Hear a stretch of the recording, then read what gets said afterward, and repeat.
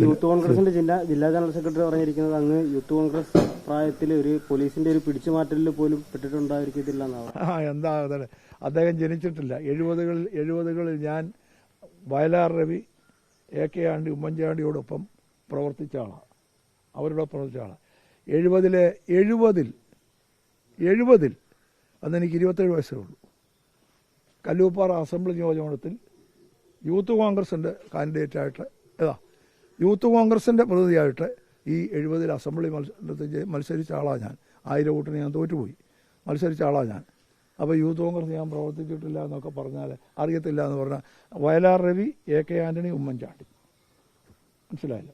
അന്ന് ഇലക്ഷൻ കമ്മിറ്റിയുടെ മെമ്പറായിരുന്ന വയലാർ രവിയാണ് എന്നെ സ്ഥാനാർത്ഥിയാക്കാൻ അവിടെ മുൻകൈ എടുത്ത് കൊണ്ടുവന്നത്. അപ്പോൾ അന്നേ അവരുടെ കൂടെ പ്രവർത്തിക്കുന്നത് അവരെന്നെ അന്നേ മനസ്സിലാക്കിയിട്ടുള്ള ഒരു കാര്യം. ഇപ്പോഴത്തെ നമ്മുടെ പിള്ളേർ മനസ്സിലാക്കുന്നില്ലല്ലോ. ഞാനിപ്പോൾ എന്തോ ചെയ്യാൻ. ജില്ലാ പ്രസിഡന്റ് യൂത്ത് കോൺഗ്രസ് ജില്ലാ പ്രസിഡന്റ് വിജയേന്ദ്രയുടെ പറഞ്ഞത് വിമർശനത്തെ പൂർണ്ണമായും ഉൾക്കൊള്ളുന്നു എന്നുള്ളതാണ്.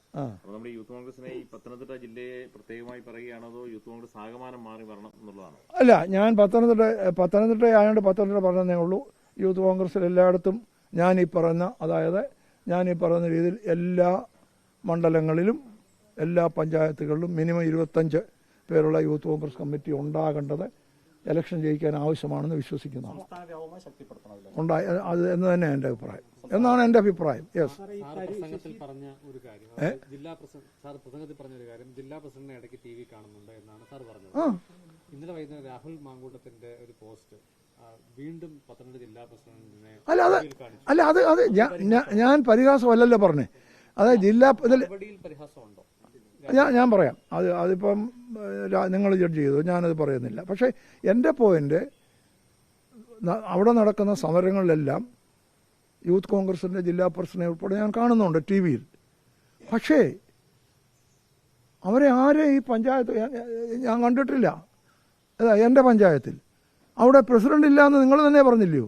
അവിടെ പ്രസിഡന്റ് ആക്കാനായിട്ട് വരുവോ കമ്മിറ്റി ഉണ്ടാക്കുകയോ ഞാൻ കണ്ടിട്ടില്ല. എൻ്റെ അടുത്ത പഞ്ചായത്തുകൾ ഞാൻ കണ്ടിട്ടില്ല.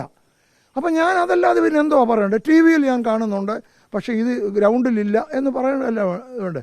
ഗ്രൗണ്ടിലാണ് വർക്ക് ചെയ്യേണ്ടത്. ഞാനിപ്പോൾ ഉദാഹരണം പറയാം. നിലമ്പൂർ തെരഞ്ഞെടുപ്പിന് പലരും പോയി. ചാണ്ടിയൂപ്പൻ എന്ത് ചെയ്തു? അദ്ദേഹത്തിന് ഇവിടുത്തെ പഞ്ചായത്തുകളിൽ വീടുകൾ മുഴുവൻ കയറി. ശരിയാണോ? അതാണ് മാതൃക. ഗ്രൗണ്ടിൽ ഞാനൊക്കെ അങ്ങനെ വളർന്നു വന്ന ആളാണ്. അല്ല, എന്നൊന്നും ഞാൻ പറഞ്ഞില്ല. ചാണ്ടിയൂമ്മൻ ഇങ്ങനെ ചെയ്തു എന്ന് ഞാൻ പറഞ്ഞുള്ളൂ. മാതൃകയാക്കണോ? അല്ല, അതെ, ഫേസ്ബുക്കിൽ അയക്കൂ.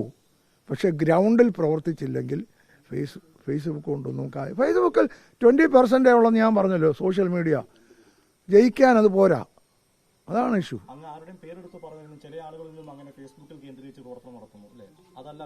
അല്ല, ഫേസ്ബുക്കിലും ആയിക്കോട്ടെ, ഞാൻ പറഞ്ഞല്ലോ 20% ഉണ്ട്.